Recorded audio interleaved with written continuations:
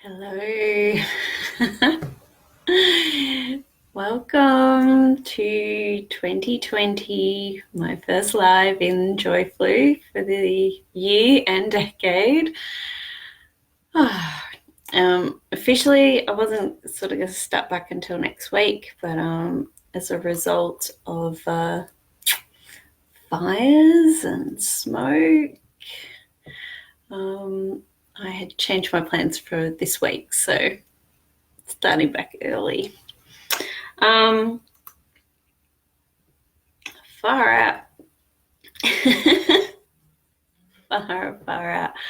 The last few weeks have been so intense, and for what is traditionally a really beautiful, relaxing, celebratory part of the year with Christmas and New Year's and holidays. Yeah, man, it's been different this year. It has really been different this year. So, just in case anyone's not aware, there's a truckload of fires that have been going on across Australia for numerous weeks, and yeah, it's been really intense. There's so many things that I could speak to around the topics of the fires here in Australia and what I've witnessed and my perspective in regards to this. But ultimately, there is already a lot being discussed. So there's just a few little key things that I thought I would like to add into the mix. And this couple of little just things that are really quite ironic or coincidental or whatever. I did a post sometime last year, alive, and I think it was titled something like "It's okay to not be okay because our house is on fire," or something to that effect. I think if you want to go back and watch that one, it's under the units, and I think it's under the feelings section, or not. What to do when you're not okay, or something like that. Whew. So the other thing is that sort of happened in December is I did the feelings challenge, and I was really a bit torn about whether or not to do it, being such a hectic time of year. But man, after what's sort of been going on the last few weeks, I'm so happy I did that challenge, because there's so much in that I would want to refer to or address, and it's already there. So if anyone's got the feels or lack of feels, again, I refer you to the units. The feelings challenge one is there, and there's a whole bunch of stuff. How to feel your feelings, blocks to feelings. Self-responsibility. Self-responsibility with our feelings. So ultimately what it comes to is, regardless of how we're feeling or not feeling, it's all okay, it's all valid. So for myself personally, despair, hopelessness, a lot of anxiety, a lot of grief and sadness, worry, concern. Yeah. Been very lucky. I personally haven't been directly impacted by these fires. I do have very dear friends and family who have been, and yeah, it's it's intense. Yeah. And I've had days where I haven't felt anything, or it's just numbed. I've definitely had to switch the TV off, stop scrolling on social media. There's only so much our nervous system can take on. And yeah, there's a few days that it's just like, okay, it's too much. It's too much. I can't go there. There's been what I've witnessed in myself is the urge to reach out and check in on people, and that they're potentially right in the thick of it at that time. And as much as I feel that it's important for me to know that they're okay, or what their situation is, or can I help, or what can I do? It's like, at the end of the day, it's not about me, and I need to also just trust that they're doing what's right for them, and they don't have to necessarily keep me in the loop of what's going on. So often when we think we're reaching out to help or offer support, just being mindful, well, is it really? Or am I doing that to help myself, to alleviate my stress, pain, and feel good about myself, potentially? And so just watching that.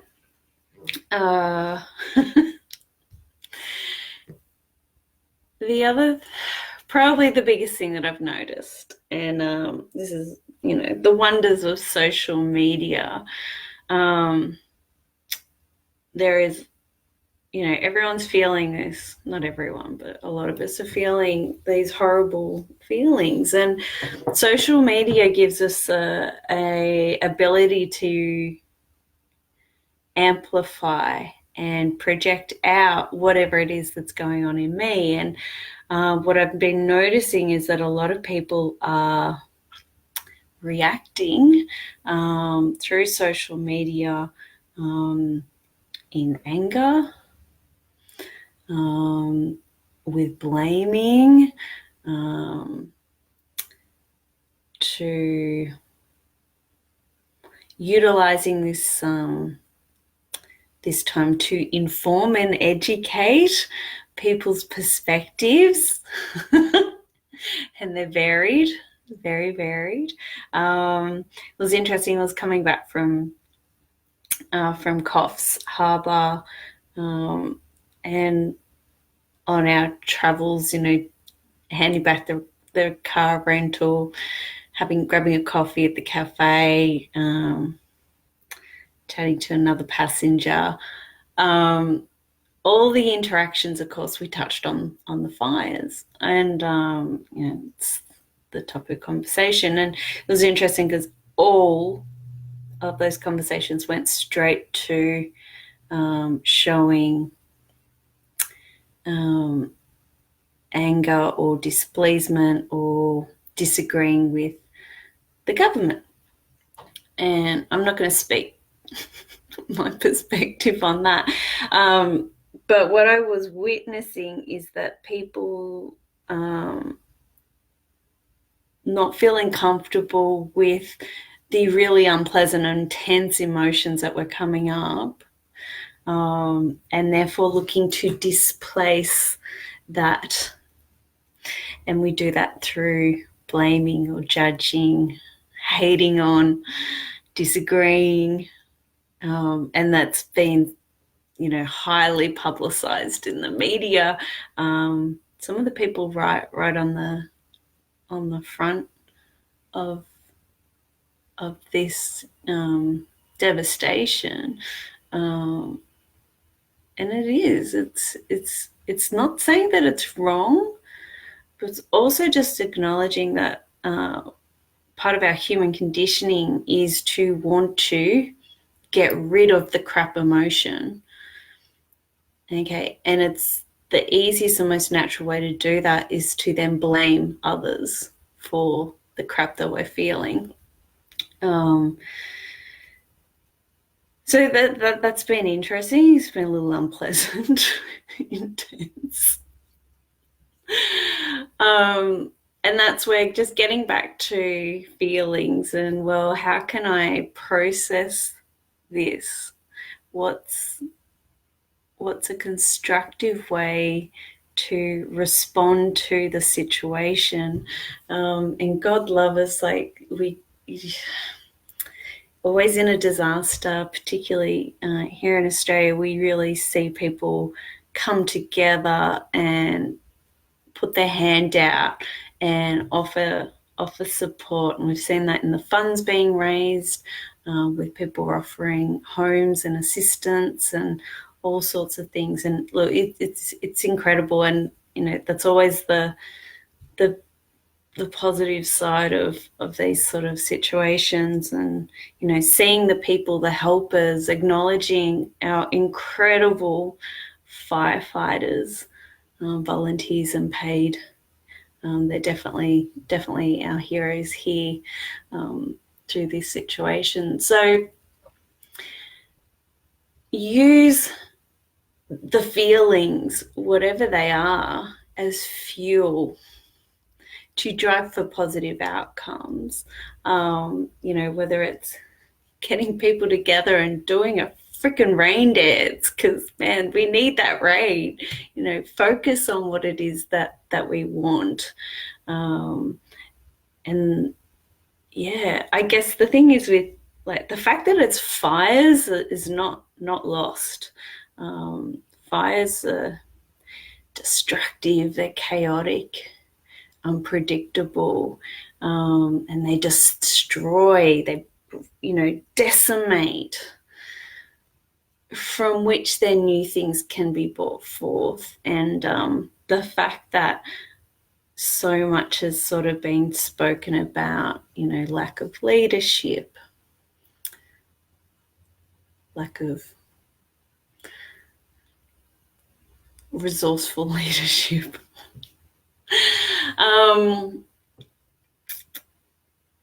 or our systems in place to support ourselves, who we reside in a country that has fires. That's the nature of our landscape and how we equip ourselves living in amongst this environment. And also then, if we're not happy with policies or decision making, well, is that system really working for us? So it just brings up all of this energy and fire and anger, and so that it can be really ripped apart and we can look at it and go, well, is this working for us? Is this how we want to be? Yeah. So the other aspect, and a lot of people are being impacted by the smoke, which is blown from massive distances. And I really feel for those that are in those smoky conditions, and not being able to effectively breathe fresh air. It's interesting because a lot of my reflections with the fires is sort of, well, what's our relationship to nature? As I said, fires are part of this landscape. And given that a lot of us live in cities, and we can have quite a large disconnect with our environment and the nature supposedly around us, not so much in the cities, but how we're tapping into and having a good relationship with nature. And effectively, we breathe thanks to trees and the oxygen and the air, and we do that without any sort of acknowledgement to the environment that provides that for us. And I sort of had that thought, well, we do this and we don't necessarily honor or thank or pay homage to the nature that gives us the air to breathe. And now that in circumstances for a lot of people, just fresh air has been taken away, and it's like, well, unfortunately, a lot of the time we don't appreciate things until it's gone. And it's like, wow, just something as simple as having fresh air to breathe, all of a sudden being taken away. It's a big thing, you know. Then that goes on to other thoughts about, well, you know how we buy water in plastic bottles. It's like, oh, we're going to end up having to pay for fresh air. It's a different way of looking at it. So with the smoky conditions, just realizing that we don't have the full picture. We don't have all the information. We can't see everything. So when we are reacting to the situation, particularly when we're reacting with, looking to displace those unpleasant emotions, it's like, yeah.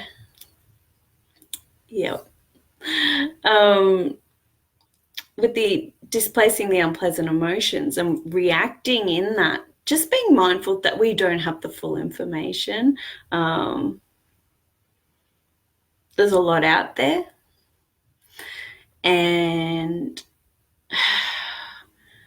whether you agree with certain positions on climate, oh God, I wasn't even going to say that word, but just acknowledging that we don't have all the information, and unless I'm a scientist and I'm the person that's collecting the data and looking at all the information, I don't really have all the information, because there's a lot of skewed information, and people are reacting from things that they're hearing or reading.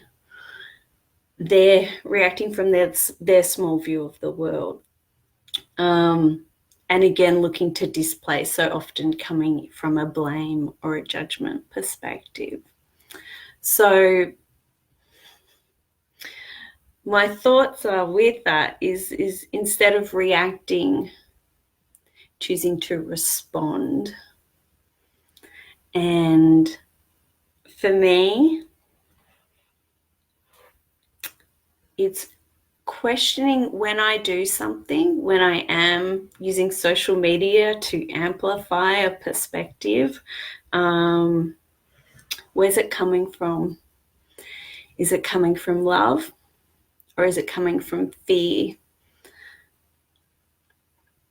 And also, what am I then perpetuating from that particular perspective? Okay. So it's been interesting going through my own process of my own feelings and grief and stress and anxiety and sadness around what these fires have brought up for me personally, but then also witnessing and seeing collectively how we've been reacting to it. And as I said, there is no right or wrong. It's not judging anything. And it's taking the opportunity to say, well, what is the opportunity here? Okay, for me, doing the feelings and emotions work. Okay, actually just using that as a vehicle to heal parts and drop down through the layers. Okay, so I'm really anxious. What's underneath that? Okay, I'm scared. I'm scared for the life of my friends and family. Okay, so what's under that? Potential loss and grief and suffering. Like, they're pretty heavy. And in order to shift those out of my system, I need to open myself up to feeling those. So, again, all of the information's in the feelings challenge. So, whether you want to dance it out, write, like there's some beautiful shared writings that people have come up with where they're expressing their heart through what they've been feeling as a result of these fires. So being creative with this is really powerful. And artwork, wow, just some really incredible images. And then sharing from the place of having processed that and not looking to displace it and put it elsewhere. And then what I'm seeing is that where someone puts it out there and then all of a sudden someone's disagreeing and they're putting up their science and their resources, and then someone's rebutting that, and it's just becoming this war, and it's just separating us further, where this is an opportunity to see what's not working and look for ways to do things differently, start anew. When the fires are gone and we get some rain, please rain, there will be new growth come through. I remember with the fires that we had in Melbourne in 2009, and there was fires that went through areas that had not been burnt in over a decade. And there were new species that people thought was extinct came up and grew back after the fires because they actually needed that burning to happen in order for these seeds to germinate. So working out what we want to grow and flourish post all of this. And again, just wanting to acknowledge that this is still going on right now, and there are people that are in the midst of these fires right now, and just honoring that.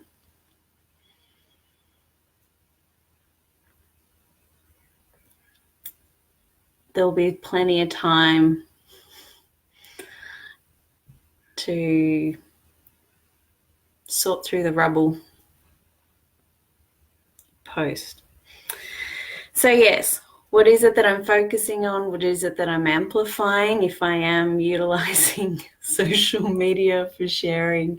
And where is it coming from? Okay. With displacing feelings and looking to blame, all that does is it disempowers ourselves. We've just given away the opportunity to make things better for ourselves. So where can I empower myself in this situation as well is a good question to ask. All right. So yes, welcome 2020. Was not a predictable start to the year, that's for sure. It's pretty exciting in terms of a new decade beginning. I've got my Waking Women's Gathering kicking off first Wednesday in February. I don't run it in January, give us that month off. Also, this one's open to the guys and the gals, is running the Quest to Embody Joy. That'll be happening first weekend, the Saturday and the Sunday of April. Still a little while away, but we'll come around quick enough. So, all right, thank you for listening. If anyone is needing support through whatever it is that's going on for you, please reach out if you feel so inclined, if not with me, with your peers. This is a time where we get to come together, not under necessarily the best circumstances, but it's an opportunity to strengthen our connection, not only with ourselves, but with others. So with heart and soul, thanks for listening.